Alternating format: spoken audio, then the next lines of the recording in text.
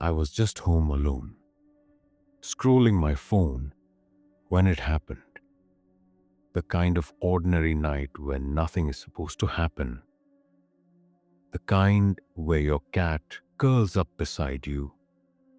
The hum of the refrigerator is the loudest sound, and the world outside is safely muted. But then, a sound sliced through the silence. A low, guttural thrum, like someone or something was breathing just beyond the hallway. I froze. My skin prickled, a chill crawling up my spine. The smell hit next, damp, metallic, like rain-soaked earth mixed with something fouler, something almost human. I could hear it move. A shuffle, subtle at first, then closer, deliberate. My heart pounded, a drumbeat too loud in the small, familiar apartment. I tell you this not to scare you. Well, maybe a little. But because it's real. I saw what shouldn't exist. Felt it in ways that make the memory ache. My own eyes and ears betrayed me that night. And yet, the evidence is still here. In my mind. In scars no one else can see. Then, just as suddenly as it began, everything stopped. Silence returned, but it was hollow, heavy. I could still feel it, lingering in the corners of the room, a presence that didn't belong. My phone buzzed. A notification. I reached for it, trying to convince myself I was imagining it. But something brushed past my arm. Quick, cold, almost playful, but with an unmistakable malice. And that's when I knew. This wasn't just a story you read online. This wasn't some harmless creepypasta. This was real. And it's only the beginning. What I'm about to tell you isn't for the faint of heart. And even reading this alone could be a mistake. And this isn't even the worst of it. Story 1. The Shadow in the Hallway. It started on a Sunday morning. I was making coffee while my younger sister laughed at some video on her phone in the living room. Everything was normal. The hum of the kettle, the scent of toast. But then I noticed it. A shadow flickering in the hallway. At first, I thought it was a trick of the light. "Hey, did you see that?" I asked, pointing. "See what?" she replied, eyes glued to her screen. I shrugged, but unease gnawed at me. Minutes later, it appeared again, taller this time, stretching along the wall like it had no source. I called out to my parents, my voice shaking, but they laughed it off. "It's just a shadow, honey," my mom said, smiling. Yet I could see the worry in her eyes. By evening, the shadow didn't just linger. It moved. It crouched near the staircase, shifted when no one was watching. I caught glimpses of something that shouldn't exist. A figure with edges too dark, too defined, almost liquid in shape. My sister finally saw it too. Her phone slipped from her hand as she gasped, eyes wide. No one believed me until they saw it too. We never saw it clearly, never knew if it was human, animal, or something else entirely. But sometimes, when the lights flicker and the house is silent, I can still feel it watching, waiting. That night, it vanished, but not before leaving one final, unmistakable image. A black silhouette standing at the top of the stairs, perfectly still, as if it had been waiting for us all along. And that was just the beginning. Story 2. The Midnight Visitor. I woke to a soft tapping. At first, I thought it was the wind rattling the window. But then I heard it again. This time, deliberate, on my bedroom door. My heart stuttered. It was nearly midnight. The house silent except for the occasional creak of settling wood. "Who's there?" I whispered, voice trembling. No answer, only a pause. Then another series of knocks. Louder this time. I crept to the door, pressing my ear against it. Whispers. Faint, garbled, like someone speaking just beyond comprehension. Footsteps shuffled along the hallway, stopping, starting, retreating. My mind raced. Could it be a neighbor? A prank? But no one had a reason to be here, and nothing made sense. I called out again, louder. "If you're here, I'm calling the police." Silence. Then a faint scratching noise, almost like nails dragging along the wood. My bedroom light flickered. I grabbed my phone, heart hammering, staring at the doorknob. Nothing moved. The air felt heavy, expectant. I waited, barely breathing, until eventually the sounds vanished. The hallway returned to its mundane stillness, as if whatever had been there had simply melted into the shadows. I didn't sleep the rest of the night.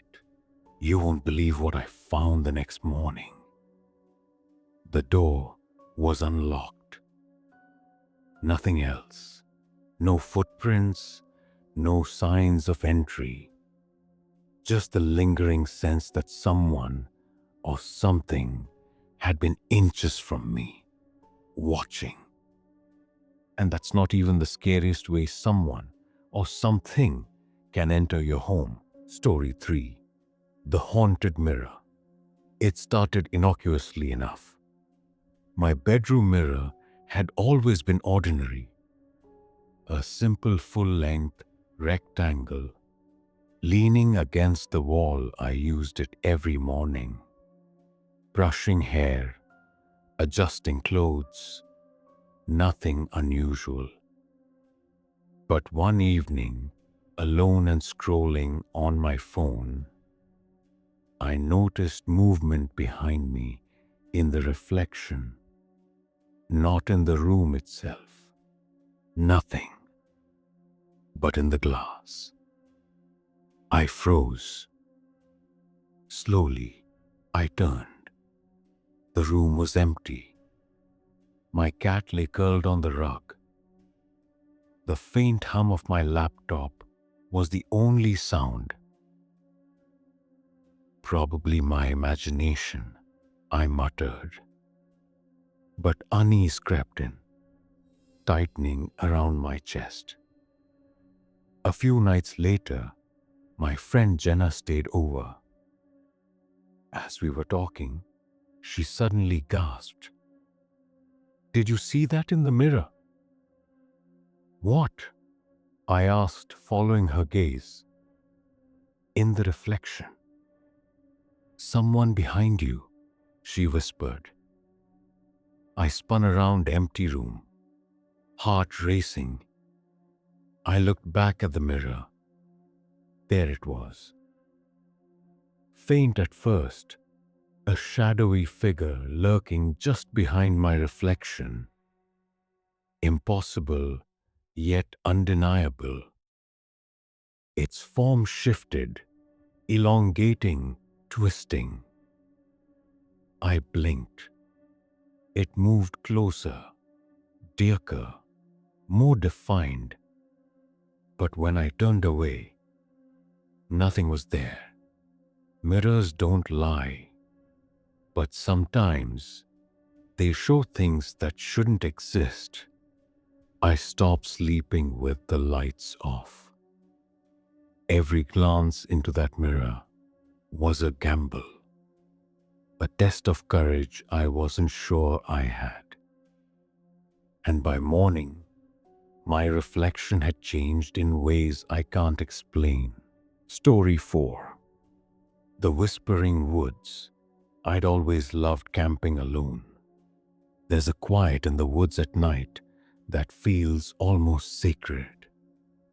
The rustle of leaves, the distant hoot of an owl, the soft sigh of wind through the pines. That night, I set up my tent near a clearing. The sky above scattered with stars, and thought I was perfectly safe.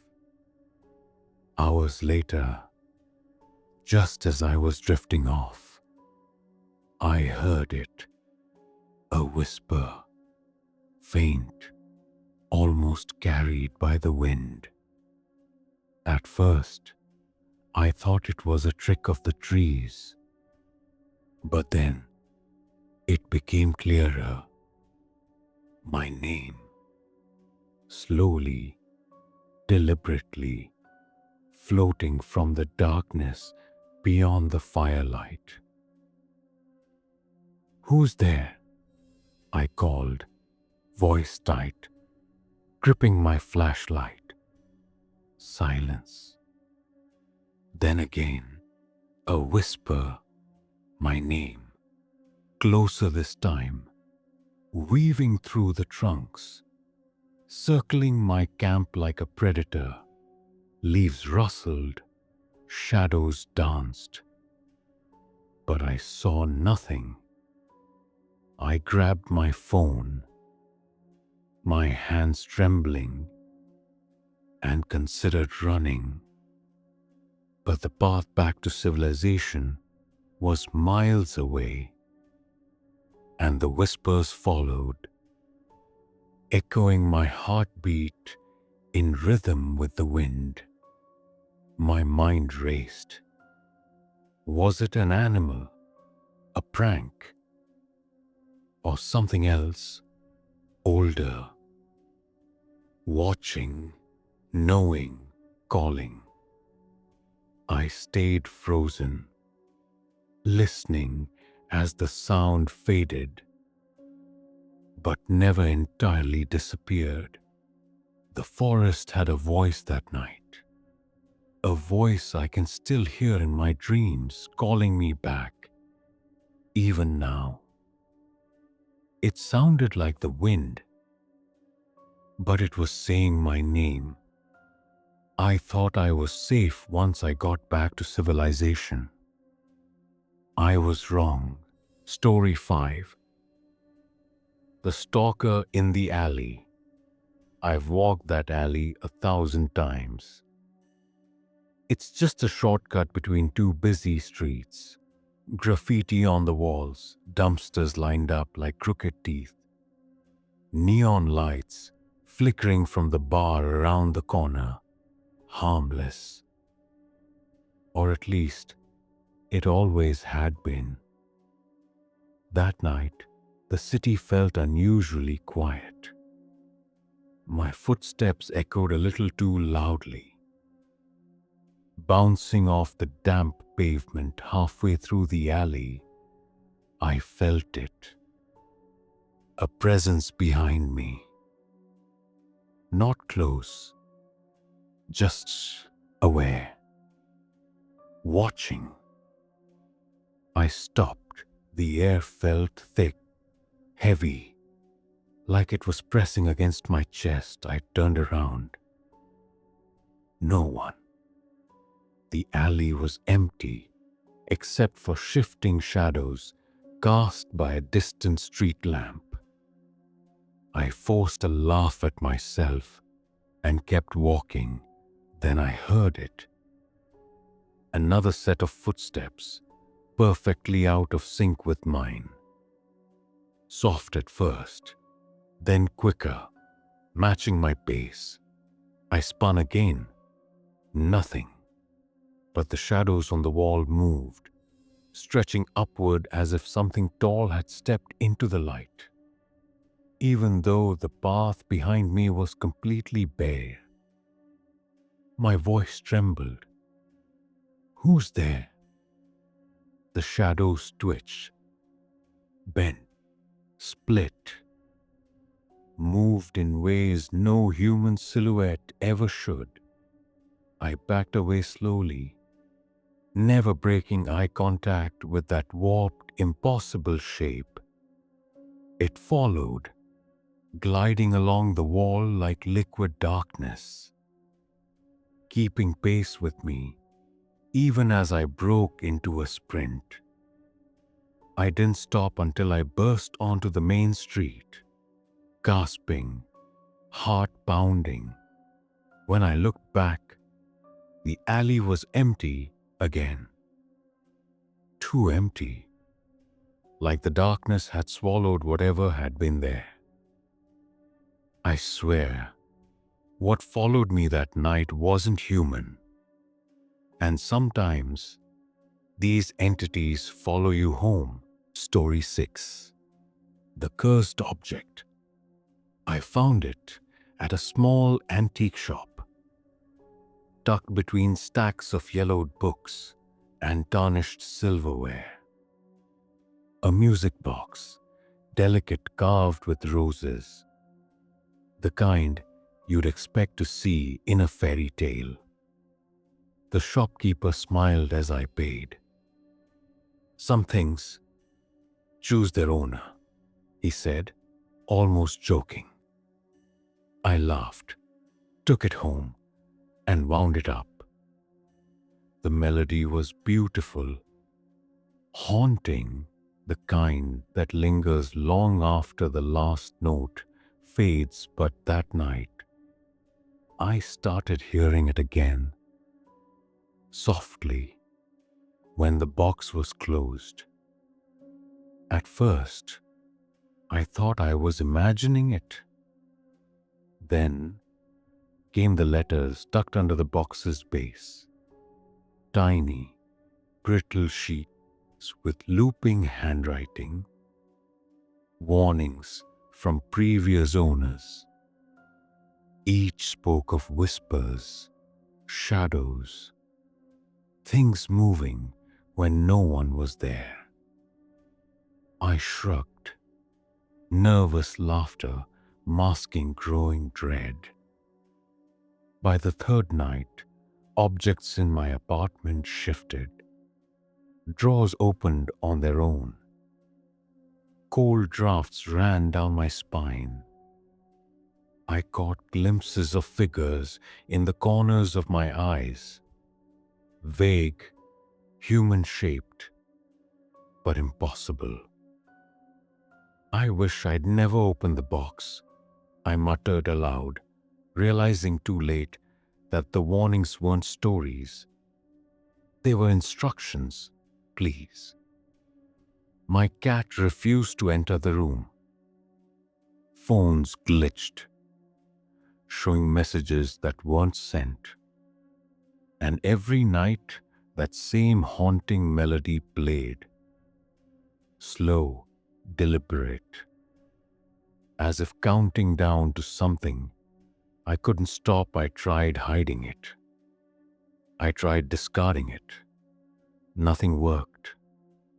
The box always returned. waiting, patient, with that same fragile grin carved into its lid. And some things you can't just throw away. Story 7. The Phantom Roommate.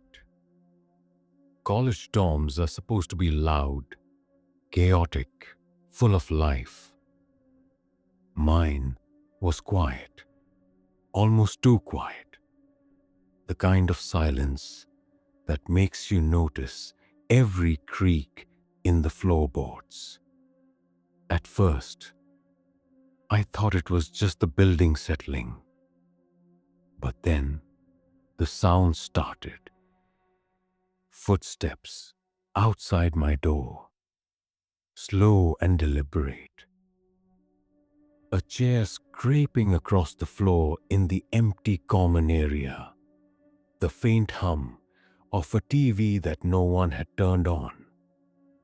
I told myself it was nothing. Maybe someone's moving in late, I muttered to myself. But then things escalated. Notes appeared on my desk. You shouldn't be alone. My books were stacked differently.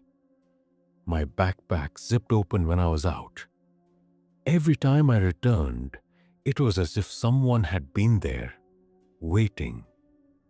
One night, I stayed up, determined to catch whoever it was. I heard the closet door open, soft shuffling inside. I flipped on the lights. Nothing. Heart racing, I whispered, "Who's there?" The reply came as a sigh, almost amused, drifting from the corner of the room. "I've always been here." I checked with the dorm office. No one else was assigned to my room. My friends laughed at my paranoia. But I wasn't imagining it. I wasn't alone, even though I was. By the second week, I stopped sleeping every time I closed my eyes. I heard breathing, felt weight on the bed that vanished when I opened them. And the longer it stayed, the worse it got. Story 8. The Vanishing Passenger. It was past midnight, and the city streets were empty, slick with recent rain. I was driving for extra cash, headphones off, listening to the soft hum of the engine. That's when they appeared. A passenger, standing at the corner, drenched, shivering. No one else around. "Where to?" I asked, keeping my voice light. They gave an address I didn't recognize. Something about their tone made me uneasy. Too calm, too precise. I shrugged it off and started the ride.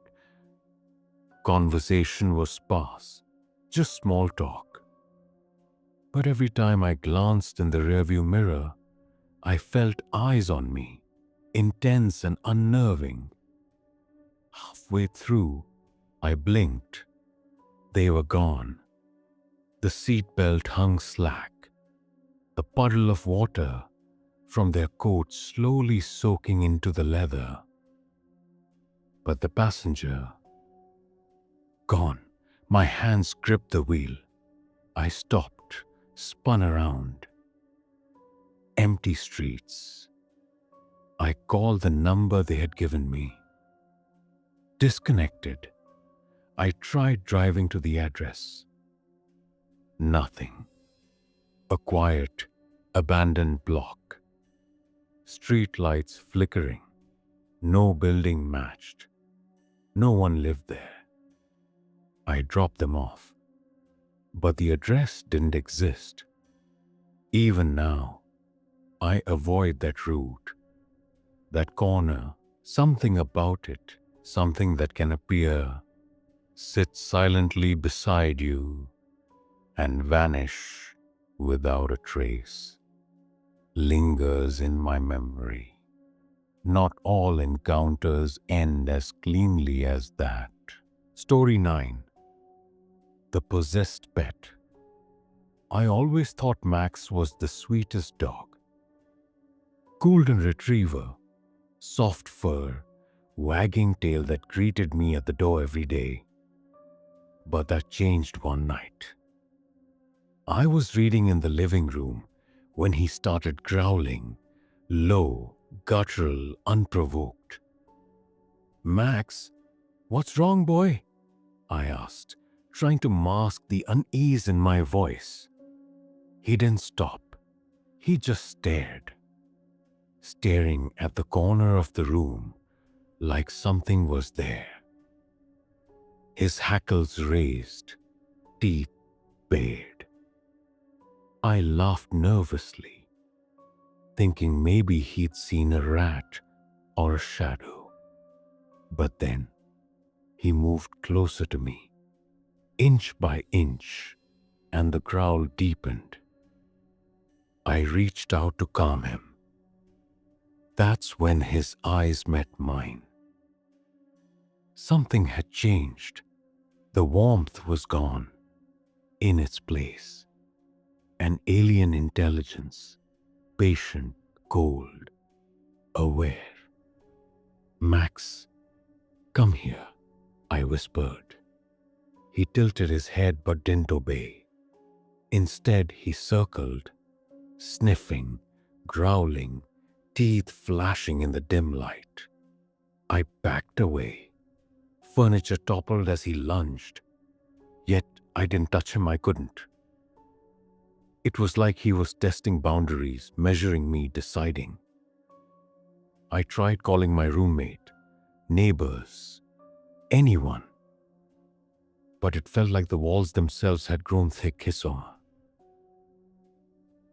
He wasn't Max anymore. Not the Max I knew. I loved him. Until he looked at me like he wasn't mine anymore. Even now, when I hear the scrape of claws on the floor, I flinch. Even the things we trust most can turn against us. Story 10. The Recurring Dream. It started as a dream.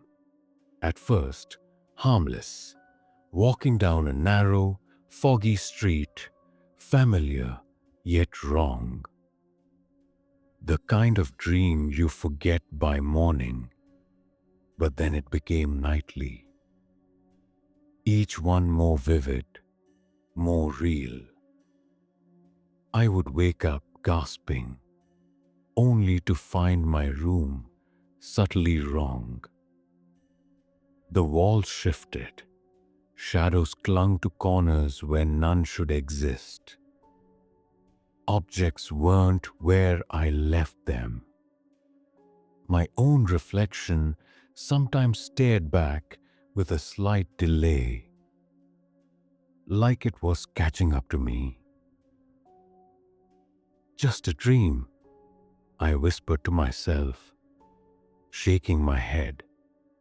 But the fear lingered, and each night it grew. The streets from my dreams, misty, quiet, impossible, started appearing in my peripheral vision. During the day, I'd glance at an alley and swear I'd seen it before, exactly as it was in the dream. The worst part was the people, figures I met in sleep, faces I couldn't remember in daylight, appeared, shadowing me, just out of clear sight. One night a voice whispered from the dark, calling my name in that familiar, dreamlike cadence. My heart froze. Every night I woke up, but never where I was supposed to be. By the 10th night, I feared closing my eyes. Each slumber dragged me deeper into that other world, and each awakening left a little of it behind, creeping into my reality. And sometimes the nightmares follow you into the day. Story 11. The Forgotten Asylum. The asylum had been closed for decades, its windows shattered, paint peeling, a skeletal reminder of a past no one wanted to remember. My friends and I decided to explore it one evening, flashlights in hand, thrill and fear mixing in equal measure. The stories say patients were mistreated. Experiments, they call them. Mark whispered, shining his light along the graffiti-strewn walls. The air was thick, musty, like mold mixed with old lingering antiseptic. Every step echoed unnaturally, as if the building itself was listening. We found old records scattered on the floor, patient names, dates, ordinaire written in trembling hand. Some pages had warnings scratched across them: do not enter after dark. Then we heard it, a soft dragging shuffle from the hallway above.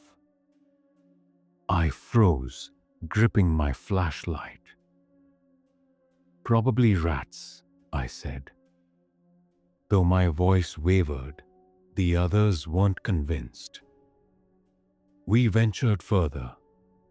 The sound repeated, closer this time, deliberate, almost human.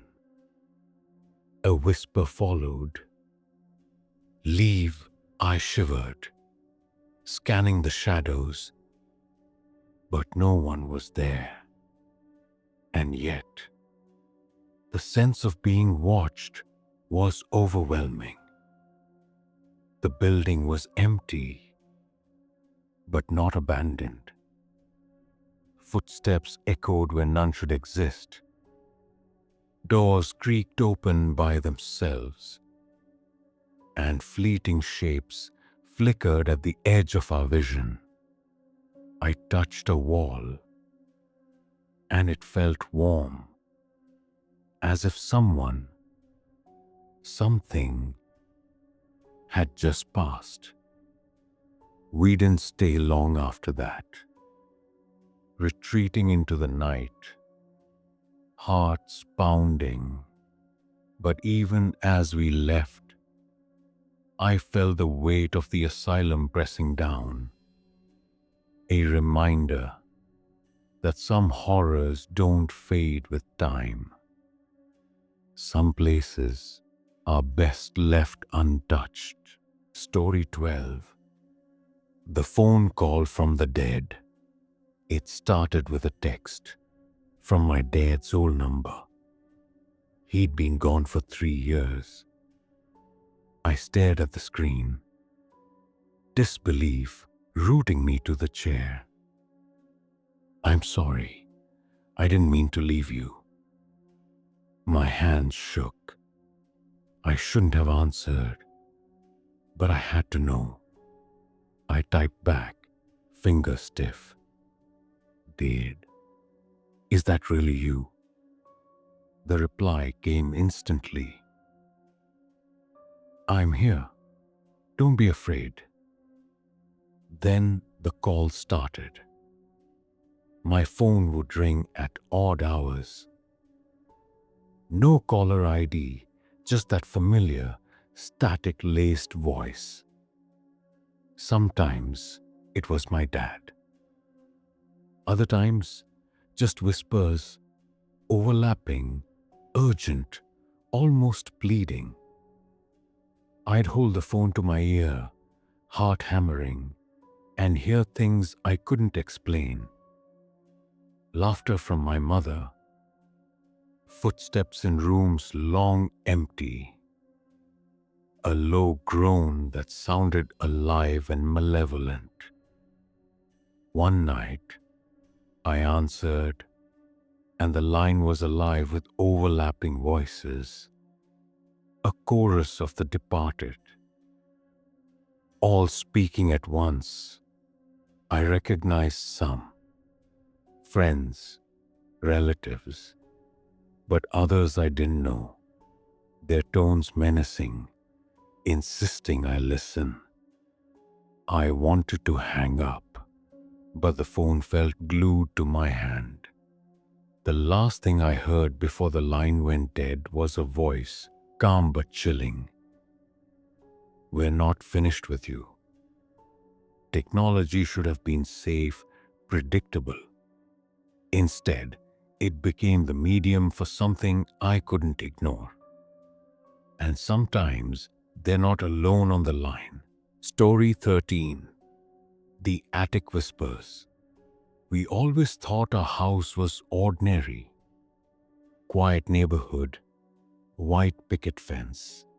The kind of place you expect to feel safe. That changed the night we heard the whispers. It started softly. Tiny murmurs coming from the attic above our bedroom. I assumed it was the wind through the eaves, but the words began to form. "Come. See." I froze. My younger brother, curious, ran upstairs. He returned pale, clutching an old diary he'd found hidden under loose floorboards. The diary belonged to someone who lived there long before she us. Pages filled with ramblings, sketches of faces with hollow eyes, repeated phrases. They watch, they wait. That night, the whispers intensified. Footsteps shuffled above us, slow and deliberate. The old wooden beams creaked as if someone or something was pacing just out of sight. I called for my parents, but they were gone. Or perhaps too late. The air was thick, heavy, pressing down. "Mom? Dad?" My voice cracked, swallowed by the murmurs. My brother trembled beside me, pointing to the attic door that now seemed impossibly warped. Shadows moved behind it, twisting unnaturally with each word the attic spoke. Every night, the whispers grow louder. They know we hear them. They know we're listening. And we can't look away. And what they hide often comes to claim you. Story 14. The distant screams. I started noticing the screams on my evening walks. At first, I thought it was a television, or maybe someone playing a prank. But they were too sharp, too raw, cutting through the calm of the neighborhood like a knife. I stopped in my tracks, straining to locate the source. Houses stood silent, curtains drawn. The street was empty. My heartbeat raced, echoing in my ears, louder than the screaming itself. No one else heard it, I muttered under my breath. But the hair on my arm stood on end. Or maybe they didn't want to. The next night, the screams returned. Closer this time, I followed the sound, stepping cautiously down alleys and side streets. flashlight trembling in my hand. Shadows seemed to twist and bend around me, walls stretching farther than they should. But no matter how far I chased the noise, there was nothing, no one, just the echo of raw, human terror. I mentioned it to a neighbor. She smiled weakly, eyes darting to the darkened street. "Sometimes it's better not to hear," she said. Her warning didn't comfort me. It only amplified the dread. Each night, the screams became more insistent, as if testing boundaries, daring me to come closer. My own reflection in shop windows seemed distorted, twisted by the sound. And every time I returned home, the question lingered. What if the scream wasn't out there at all, but waiting for me, just beyond the reach of sight? And sometimes, evil is closer than you think. Story 15. The entity in the mirror. I thought mirrors were safe, just glass, reflections of reality, until that night. It started subtly. My reflection moved slightly behind my own motions. Lagging, smirking when I didn't, I laughed nervously. "Must be tired," I whispered. But the next morning, the reflection didn't mirror me at all. It tilted its head independently, eyes dark. Observing, I backed away. "Who are you?" I demanded. The reflection didn't answer. It only smiled, widening impossibly, almost pleased. Over the following nights, the entity grew bolder. It whispered things I didn't understand, words from my own fears, phrases I had heard before. The attic whispers, the calls, the shadow in the hallway. I realized then all of the stories I dismissed, the experiences I thought were separate. It had been gathering them, feeding on them, stitching them together into this one evening. I tried covering the mirror. It didn't matter. Through the glass, I saw my room unchanged. Yet somehow, wrong. Shadows moved where they shouldn't. The air was thick with the cold weight of its presence. I saw it. I muttered aloud, voice shaking. "And now, so will you." A hand reached from the glass, thin, pale, curling toward me. I stumbled back, heart hammering. But even from the floor, I could feel it stretching, reaching. My reflection didn't flinch. It had taken control.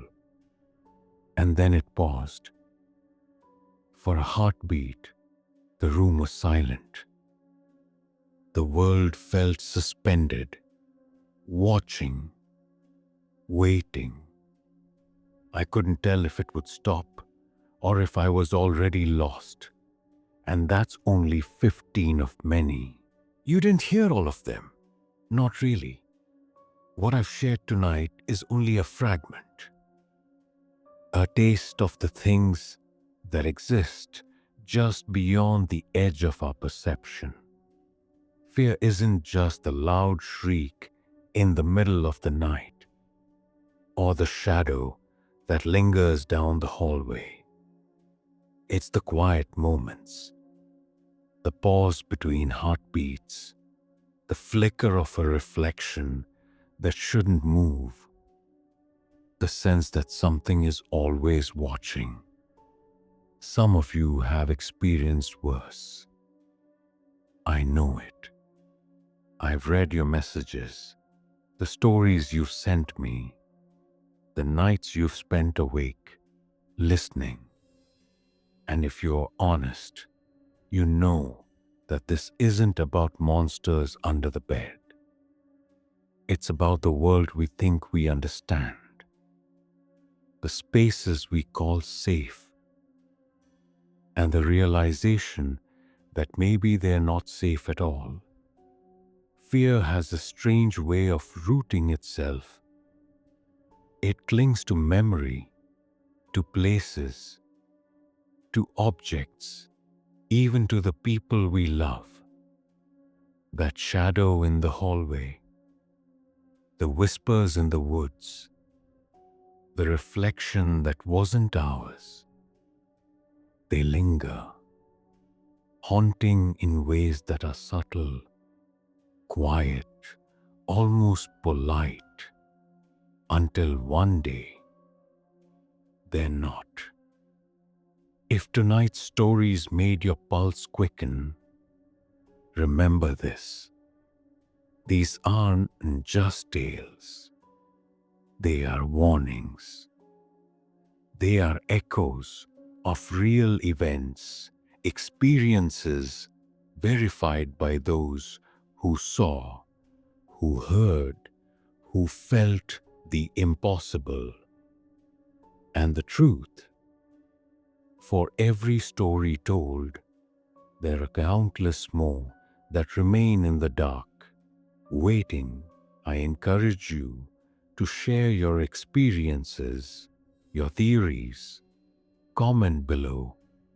Tell someone you trust, or don't. But don't ignore what you feel when something doesn't add up, because what we dismiss today can reach us tomorrow in ways we never imagined. And yes, there will be more. In the next video, I'll delve even deeper into places and events that some people wish they had never seen. You'll hear things that make you question what you thought was possible. You'll see faces you'll never forget, and you'll feel, once again, that familiar chill creeping along your spine. As I close this chapter, remember this. Surviving these stories doesn't mean the danger is gone. It only means it's waiting, watching, biding its time, and somewhere, just out of reach, it whispers your name. I'm still here.